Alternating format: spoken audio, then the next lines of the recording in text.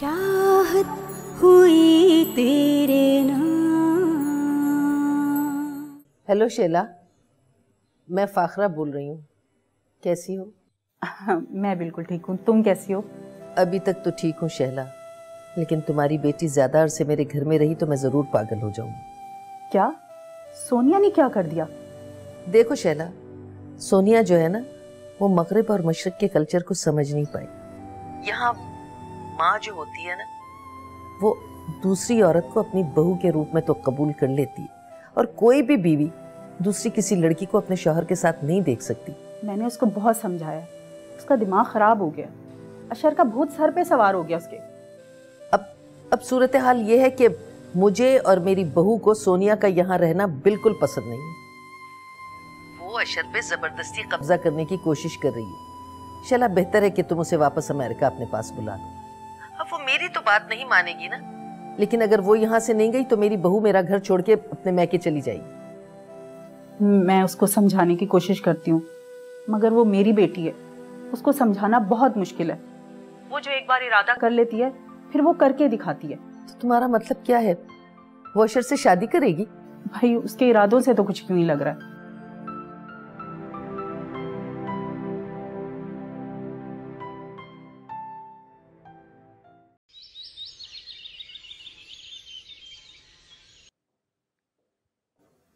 अरे आओ आओ बेटा आओ, बहुत अच्छा किया आज तुम खुद नाश्ते पे आ गए। बहुत दिनों से भूख लगी होगी, है ना? मामा, आप हीरा को मना कर दीजिएगा, वो ऑफिस ना जाए।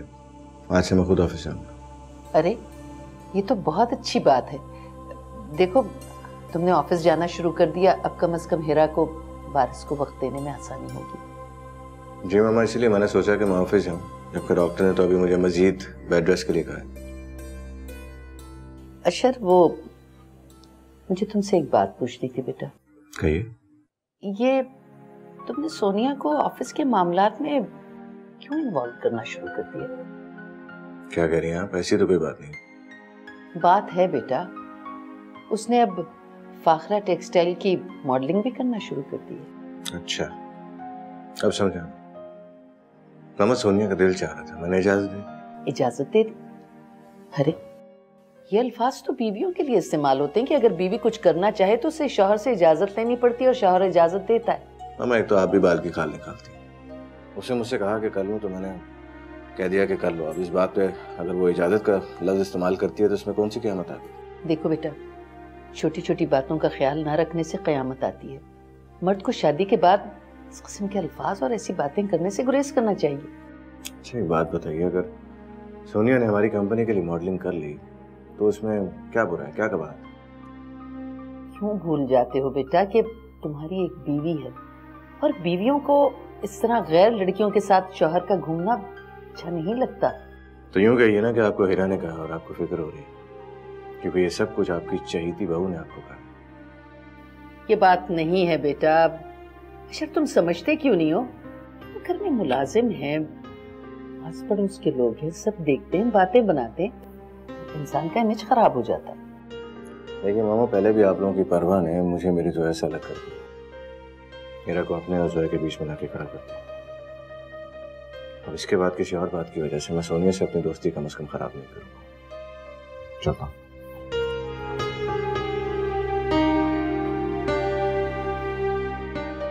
मैं क्या करूं? किस तरह से सोनिया को यहाँ से जाने का कहूं? अगर सोनिया ने अशर को बता दिया कि मैंने उसे यहाँ से जाने का कह दिया है तो अशर मुझसे बदसन हो जाएगा और मैं जीते जी अपने बेटे को खो दूंगी। अभी तो ये सिर्फ हीरा से नफरत करता है, फिर वो मुझसे भी नफरत करने लगेगा। लगता है मुझे हीरा को ही समझाना पड़ेगा।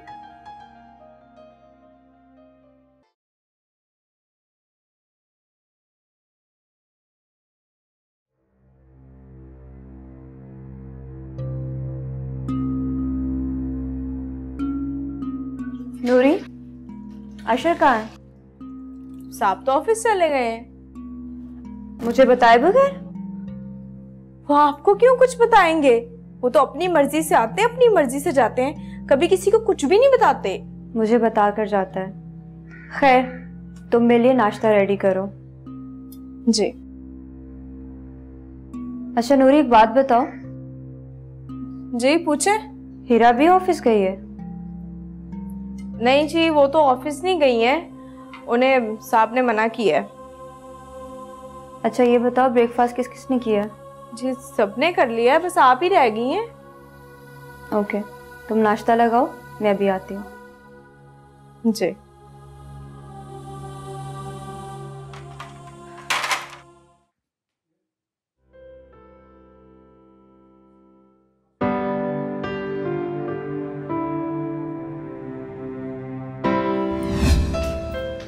अरे वाह, इस शर्ट में तुम हमेशा बहुत अच्छे लगते हो। अच्छा, तो मैं ऐसा करूंगा, हमेशा व्हाइट शर्ट ही पहनूंगा। क्यों? ताकि मैं बोर हो जाऊं? अच्छा फिर अब जब तुम मुझसे नाराज होगी ना तो व्हाइट शर्ट पहनूंगा। वो क्यों? ताकि तुम्हारे दिल पे गल जाए।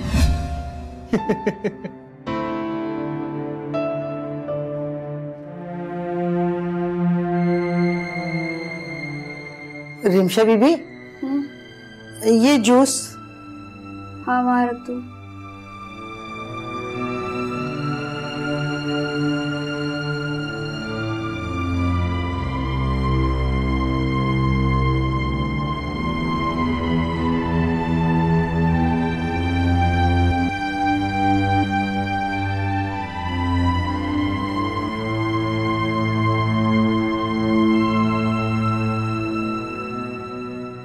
अच्छा पी लो ना। मुझे नहीं पीना, मुझे फिर से वॉमिट हो जाएगी। अच्छा नहीं पियोगी ना, मैं नाराज हो जाऊँ। अच्छा अच्छा, तुम नाराज मत होना, मैं पी लेती हूँ। It's like a good girl. 1 2 3 go. Go.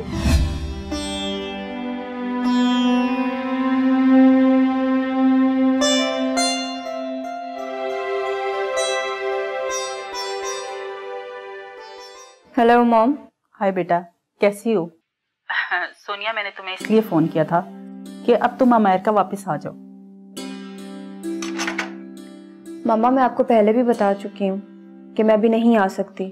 देखो बेटा, अच्छी बात नहीं है, अब तुम्हारा काम खत्म हो चुका है और इतने दिन किसी के घर स्टे करना अच्छी बात नहीं है।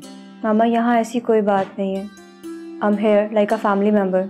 वो सब ठीक है बेटा, लेकिन कुछ नहीं मामा, मुझे अभी कहीं जाना है, मैं आपको फिर के कॉल करती हूँ। बाय। मेरी बात सुनो सोनिया। सोनिया। नूरी जी। मैंने नाश्ता कर लिया, बर्तन उठा लो। जी।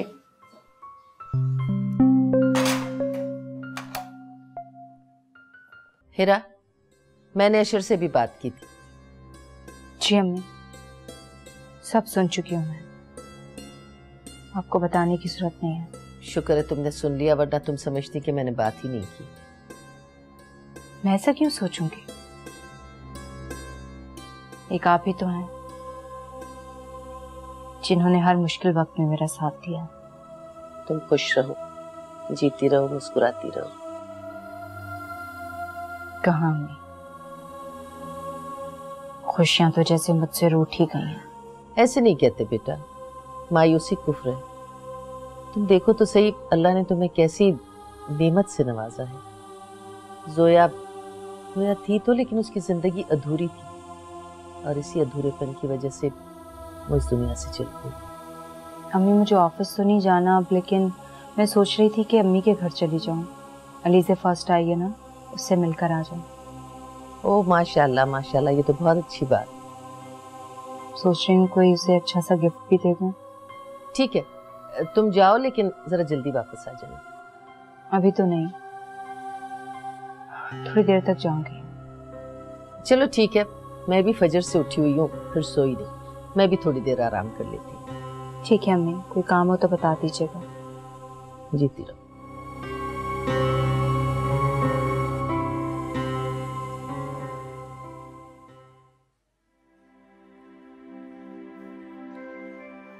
अस्सलाम वालेकुम मम्मी।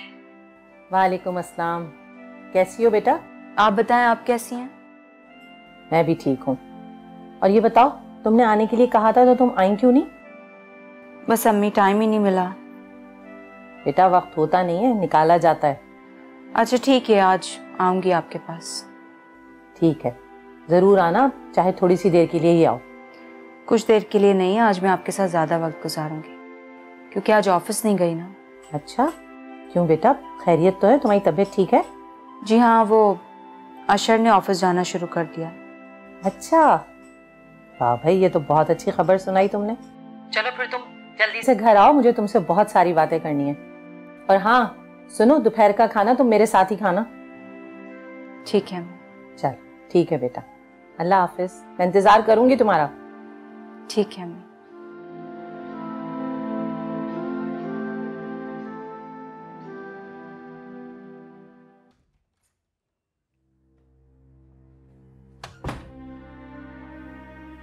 Good morning aunty. मैं अंग्रेजी में सलाम का जवाब नहीं देती। चलें फिर आप उर्दू में ही दे दें। और जहाँ तक मैं जानती हूँ सलाम का जवाब देना चाहिए। कहाँ की तैयारी है, कहाँ जा रही है? अशर के ऑफिस जा रही हूँ। अशर के ऑफिस क्यों? क्योंकि अशर को मुझसे कुछ काम है और मुझे भी। मुझे तो आज तक समझ में ये बात नहीं आई कि ऐसा कौन सा काम है जो अशर के बगैर तुम्हारा हो नहीं सकता, और अशर का ऐसा कौन सा काम है जो तुम्हारे बगैर नहीं हो सकता। किसको फोन मिला रही है? अशर को। क्यों? वो इसलिए कि आप खुद ही पूछ लें कि अशर को काम क्या है मुझसे। मुझे उससे पूछने की कोई जरूरत नहीं है। तो फिर ठीक है, मैं अशर को फोन करके मना कर देती हूँ कि मैं उसके ऑफिस नहीं आ रही, क्योंकि मेरे आने से आंटी को एतराज हो रहा है। मुझे क्या एतराज होगा भला? एक बात सुनो, इस घर में तुम आज तक सिर्फ मेरी वजह से हो, वरना कब की बाहर हो चुकी होती। जहां आपने इतने एहसान किए वहां एक और कर दे। बोलो। मेरे और अशर के बीच आप ना ही आए तो बेहतर है। एक बात कान खोल के सुन लो तुम, हिरा तुम्हारे और अशर के बीच में हमेशा से है और रहेगी। हो आंटी, हिरा अशर के लिए क्या है ये मैं बहुत अच्छे से समझ चुकी।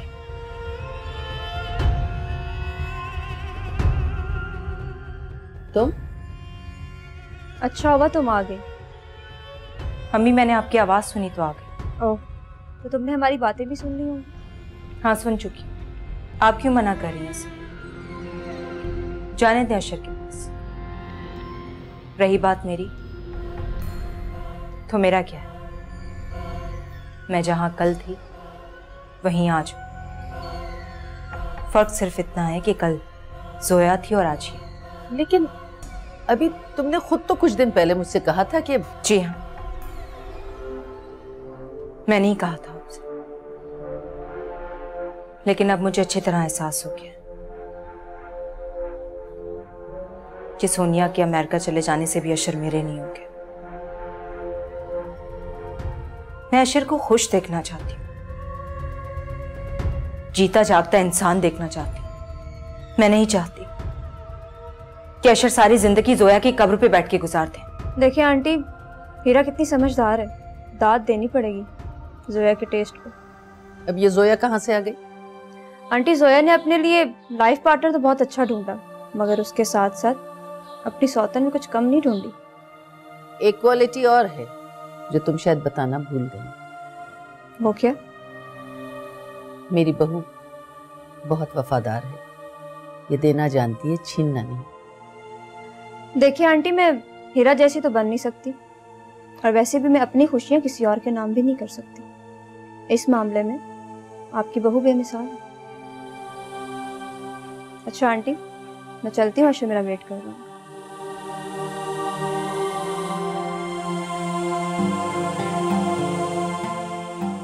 हीरा, ये तुमने अच्छा नहीं किया। न जाने ये लड़की क्या गुल खिलाई। जिन्हें कांटों पर चलने की आदत पड़ जाए वो फूलों की खुशबू का इंतजार नहीं करते।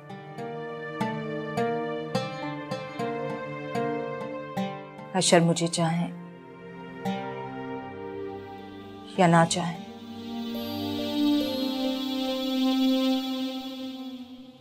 मैं अशर को चाहती रहूंगी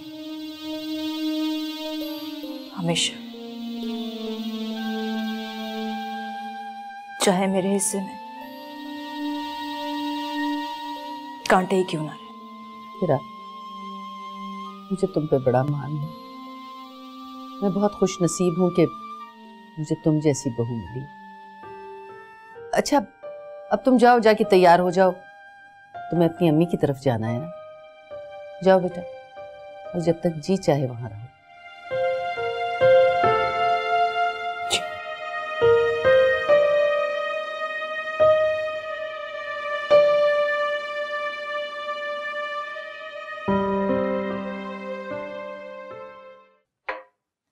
शकील साहब, फरीद का फोन आया था। आपको? नहीं, रमशा को। अच्छा, क्या कह रहा था वो? शुक्रिया अदा कर रहा था कि हम हिरा की अम्मी से बहुत अच्छे तरीके से मिले। उन्होंने हमारी जाके बहुत तारीफें की। देखो सबात, वो हमारे मेहमान थे, और अगर दुश्मन भी मेहमान बन के आ जाए तो उसकी अच्छी तरह से ताज़ीम करनी चाहिए। भाई यही हमारा मजहब है और ये इंसानियत। हमारा मजहब तो हमें दरगुजर करने की भी तलकीन करता है, और खास तौर पे अगर बेटियों का घर बसाना हो। तो आप क्या कहना चाहती हैं? फरीद कुछ भी करता फिरे, मैं उसकी गलतियों पे पर्दा डालता रहूं? दूसरों की खामियों पर पर्दा डालना तो बहुत अच्छी बात है। मेरा हरगिज ये मतलब नहीं है कि हम फरीद से उसके और हिरा के ताल्लुक के बारे में बात ना करें, बल्कि अगर जरूरत पड़ी तो हम हिरा से भी बात करेंगे। सबात बेगम, मेरा तो जी चाहता है कि रिश्ते को ही खत्म कर दो। हम इस रिश्ते को खत्म नहीं कर सकते शकील साहब। रमशा फरीद से मोहब्बत करती है, चाहती है उसे। मुझे तो ऐसा नहीं लगता। उसने तो हमेशा यही शो किया है कि वो हमारी खातिर फरीद से कॉम्प्रोमाइज कर रही है। हाँ, वो फरीद से कॉम्प्रोमाइज करते करते उससे मोहब्बत करने लगी। क्या? इसमें हैरत की क्या बात है? आपको याद नहीं है रमशा ने क्या कहा था? क्या कहा था? रमशा ने कहा था कि फरीद के अलावा उसकी जिंदगी में कोई दूसरा नहीं आ सकता। अब ठीक है, हम ऐसा करते हैं कि सायरा के यहाँ चलते हैं और उन लोगों से बात करते हैं। इंशाल्लाह अल्लाह सब बेहतर कर देगा। सब बेहतर ही होगा इंशाल्लाह। अरे हिरा, तुम 2 मिनट बैठो, तुमसे बड़ी जरूरी बात करनी है। जी अम्मी, कहिए। नूरी, तुम जाओ हमारे लिए जरा कोल्ड ड्रिंक लेके आओ। शाबाश। वो नूरी की माँ का फोन आया था, वो गांव में कहीं नूरी की शादी करवाना चाहती है। अम्मी, ये तो खुशी की बात है।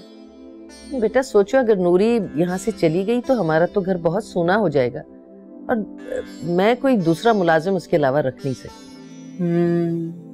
कह तो आप ठीक रहे हैं, ऐसे फिक्र की बात भी है। इसीलिए मैंने नूरी की माँ से कहा कि भाई नूरी की शादी की तरफ से आप बिल्कुल बेफिक्र रहे, मैं खुद उसकी शादी करूंगी और यहीं शहर में कोई अच्छा सा लड़का देखी। नूरी तुम रुको, तुम्हारी बात हो रही है। मुझे हमारे गांव में ना जिस लड़की की शादी की बात होती है ना, वो वहाँ नहीं रुकती है। उससे तो जी सहेलियाँ आके बताती हैं कि तुम्हारा रिश्ता तय हो गया है, और कभी कभी तो पता ही नहीं होता कि शादी किससे हो रही है। नूरी, अब तुम गांव में नहीं शहर में रहती हो। अब तुम्हारी शादी की जो भी बात होगी ना, वो तुम्हारे सामने ही होगी। अम्मी, आप बताइए क्या सोचा आपने? मैं ये सोच रही हूँ कि बजाय कि हम इधर उधर नजर दौड़ाएं, अपने घर में ही क्यों ना देख लें। अपने घर में कौन?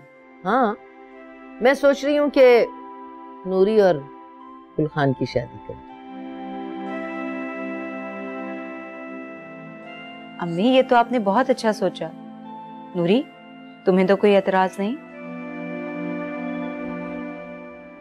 बेगम साहबा, आप मेरी बड़ी हैं,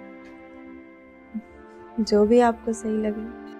अम्मी, आपने गुलखान से बात की? पहले उससे तो पूछ लें, ऐसा ना उसका कहीं रिश्ता तय हुआ हो। नहीं, मुझे पता है, जब मैं गुलखान को नौकरी पे रख रही थी तो मैंने सारी मालूमात कर ली थी। फिर भी अम्मी, एक बार पूछ तो लीजिए। अरे हमारी नूरी है ही इतनी प्यारी, भला गुलखान को क्या एतराज हो सकता है। अम्मी, गुलखान के घर वालों से भी तो बात करें। भाई उसकी माँ नहीं है, एक भाई है और उसकी भावज है। अब बताओ मैं किससे पूछूं? चलें ठीक है, आप गुलखान से ही बात कर लें, फिर हम भी शादी की तैयारियां शुरू करें।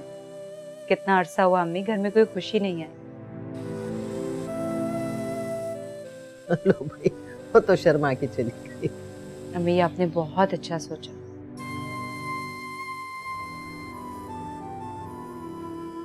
किसको इत्तला दे रही हैं अम्मी?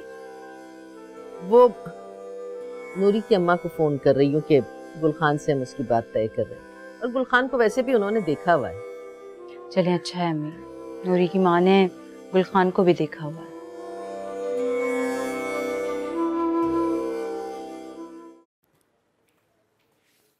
Excuse me. जी, आपको किससे मिलना है? क्या आप मुझे नहीं जानती? नहीं, मैं नहीं जानती। शायद आपको मैंने पहली बार इस ऑफिस में देखा है। जी, मेरा नाम सोनिया है और शायद आपने मैगजीन में मेरी पिक्चर्स भी देखी होंगी। ओ, तो आप मॉडल हैं? जी, और मैं अशर की कज़न भी हूँ। अच्छा, आप कुछ देर रुके, मैं सर को फ़ोन करके इन्फॉर्म करती हूँ। ओके।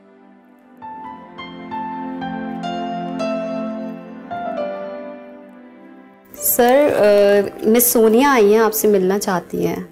वही जिन्होंने हमारे मैगजीन में मॉडलिंग की थी। ओके, आप जा सकते हैं। Thank you.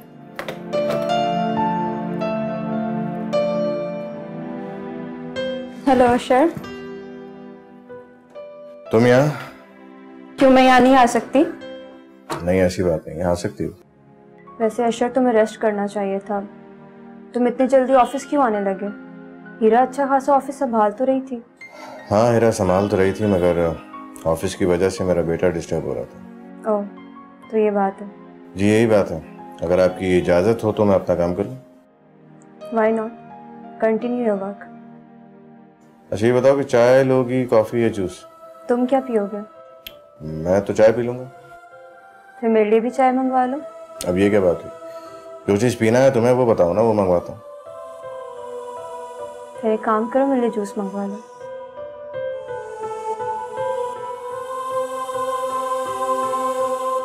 जी, एक कप चाय और जूस मेरे रूम में भेजिएगा। वैसे खैरियत? आने की वजह? ये रहा तुम्हारा गिफ्ट। इसमें क्या है खाला?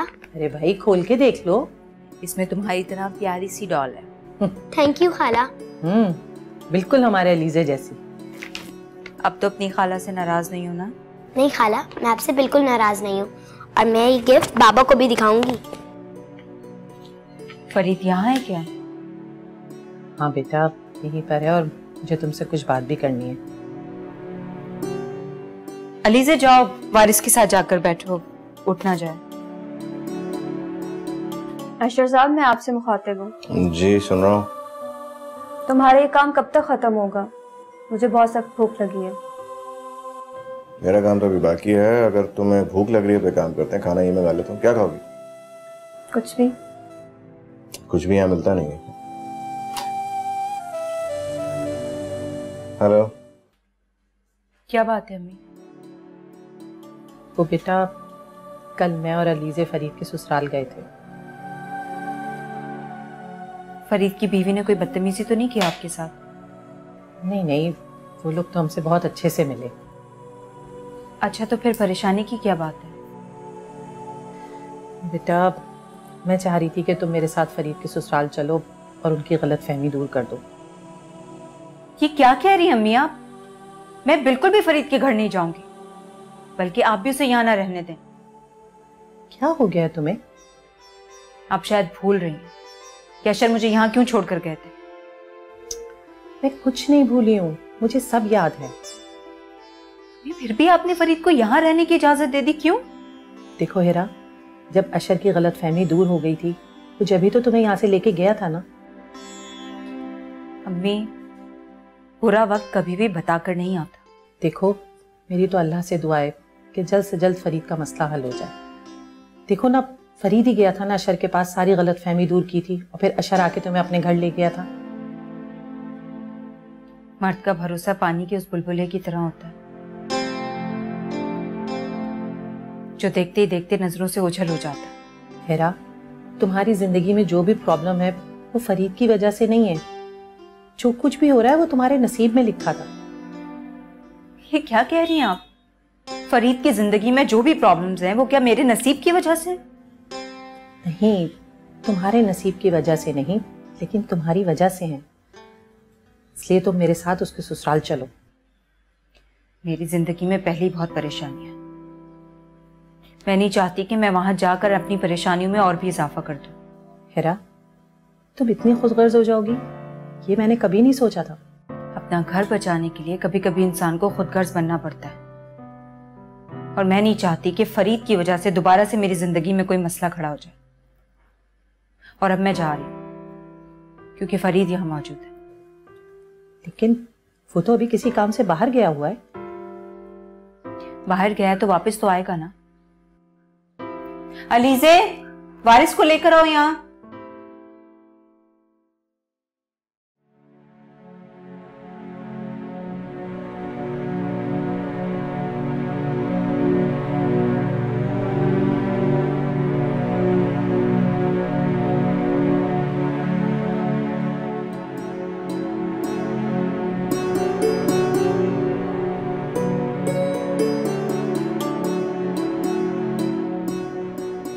गुलखान, गुलखान। जी बेगम साहबा। तुमसे एक जरूरी बात करनी थी। बोले बेगम साहबा। तुम्हारा रिश्ता विश्ता तो कहीं नहीं हुआ वाल? हमको तो याद नहीं पड़ता बेगम साहबा। अच्छा, तो शादी वादी का कोई इरादा है? बिल्कुल करेगा बेगम साहब, शादी करेगा। अच्छा ये बताओ कि घर में तुम्हारे भाई और भावच को कोई इतराज तो नहीं होगा? हमारा किसी को परवाह नहीं है बेगम साहबा, सब अपनी अपनी दुनिया में गुम है। एक दफा हमने भाभी से बात किया था, भाभी ने आगे से कहा कि जाकर अपना शक्ल गुम करो।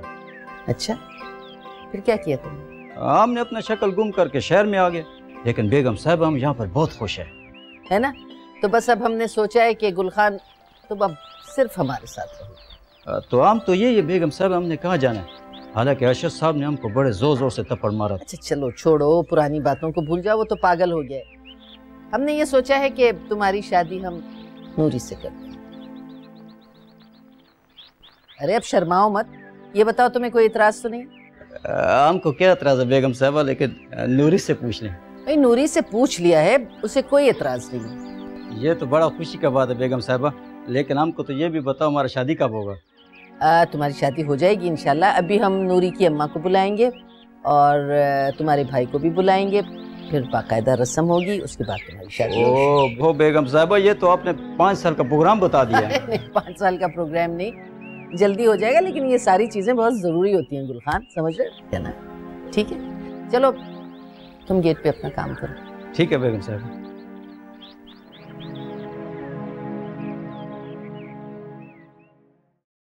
अरे भाई सबाहत जल्दी करो यार, इतनी देर तैयार होने में। मैं तैयार हूं, मुझे तैयार होने में वैसे भी सिर्फ 5 मिनट लगते हैं। तो चले आए। शकील साहब मुझे आपसे एक बात करनी है। फरमाए। अब आप वहां जाकर ना फरीद पे गुस्सा मत करिएगा। आप तो ऐसे कह रही हैं जैसे सारा कसूर मेरा और मेरी बेटी का हो। देखा, आ गया ना आपको गुस्सा। अच्छा आई एम सॉरी, आप फिक्र ना करें, मैं बिल्कुल गुस्सा नहीं करूंगा। मैं इसलिए कि रमशा फरीद से मोहब्बत करती है। भाई मैं तो यही चाहूंगा कि पुरानी सारी बातें खत्म हो जाए और फिर से रमशा और फरीद हंसी खुशी जिंदगी गुजारे। एग्जैक्टली, चलें आए।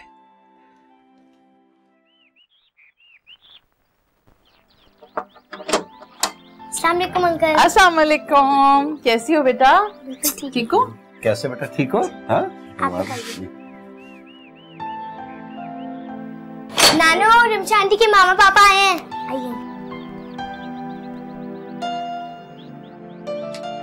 आइए इधर आइए। आओ लेके आओ, तशरीफ रखें। नानू मैं अंकल और आंटी के लिए पानी लेकर आऊं? हाँ बेटा। अलीजे आप यहाँ आओ, मेरे साथ आके।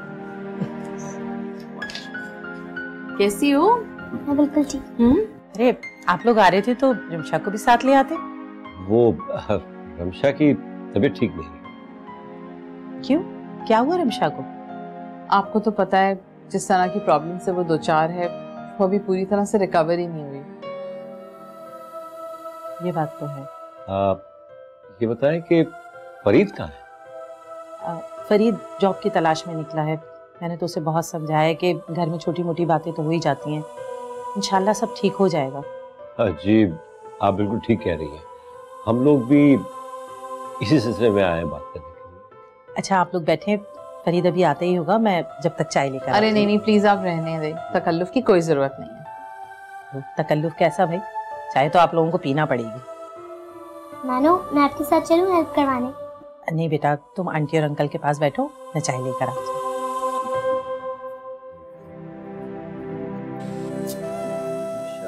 माशाल्लाह भाई, तुम्हें चाय बनाना भी आती है? नहीं अंकल, नानू तो मुझे काम ही नहीं करने देती। अलीज़े बेटा, अभी आप बहुत छोटी हो, इसलिए नानू आपको किचन में नहीं जाने देती। अलीज़े बेटा, आप रमशा आंटी के पास चलोगी ना? जी अंकल, जरूर जाऊंगी अगर बाबा गए तो। देखा सवाल, सारी बेटियां एक जैसी होती हैं। बिल्कुल ठीक कह रहे हैं। अलीज़े बिल्कुल फरीद से उसी तरह से अटैच है जैसे रमशा आपसे अटैच है, और हर वक्त बस रमशा को आप ही की तो फिक्र लगी रहती है। अंकल, बाबा जाएंगे ना? अरे बेटा क्यों नहीं, भाई हम लोग इसीलिए आए कि आप और बाबा हमारे साथ चले। अच्छा, मैं भी बाबा को फोन करूं। अरे अलीज़े, यहाँ से कर लो फोन। Thank you.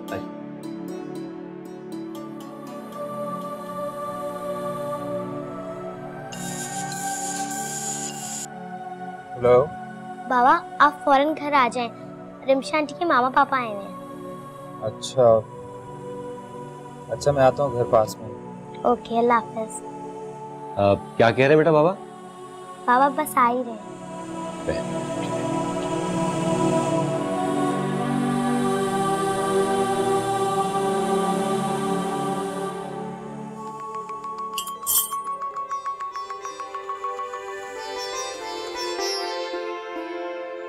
हेलो, अच्छा हुआ फरीद बेटा तुमने फोन कर लिया।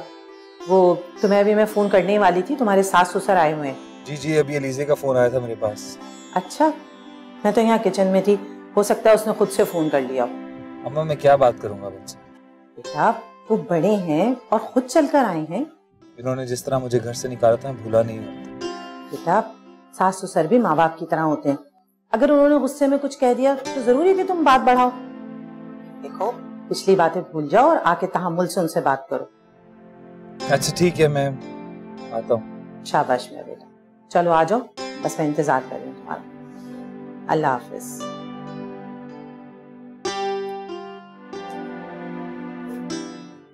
माही आएगा मैं फुला नाल धरती सजावांगी, ओनू दिल वाले रंग ले। क्या बात है, आज तो बड़ी बुलंद आवाज में गुनगुनाया जा रहा है। वो जी बस वैसे ही। वैसे ही? वैसे अम्मी बता रही थी कि अम्मी ने जब गुलखान से शादी की बात की तो वो भी बिल्कुल तुम्हारी तरह शर्मा रहा था। वो जी जब अपनी शादी की बात होती है ना तो शर्म आ ही जाती है। हाँ ये तो है। वैसे चलो अच्छा ही है, कितने अरसे बाद इस घर में भी कोई खुशी आएगी। बीबी जी मुझे तो खुशी उस दिन होगी जिस दिन अशर साहब आपको आपकी जगह देंगे। मुझे नहीं लगता वो दिन आएगा कभी। मुझे तो ऐसा लगता है जैसे सारी जिंदगी मुझे ऐसे ही रहना पड़ेगा। शायद वो दिन कभी ना आए जब अशर मुझसे आके कहेंगे कि हिरा मेरी सारी मोहब्बत, मेरी सारी चाहत तुम्हारे नाम। बीबी जी देखिएगा, एक दिन वो दिन जरूर आएगा।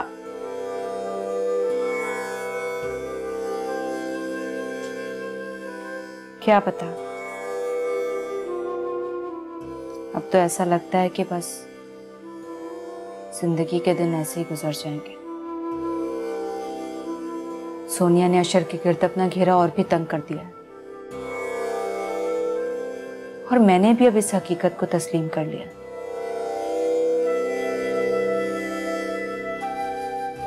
कि अशर मेरे कभी नहीं होंगे।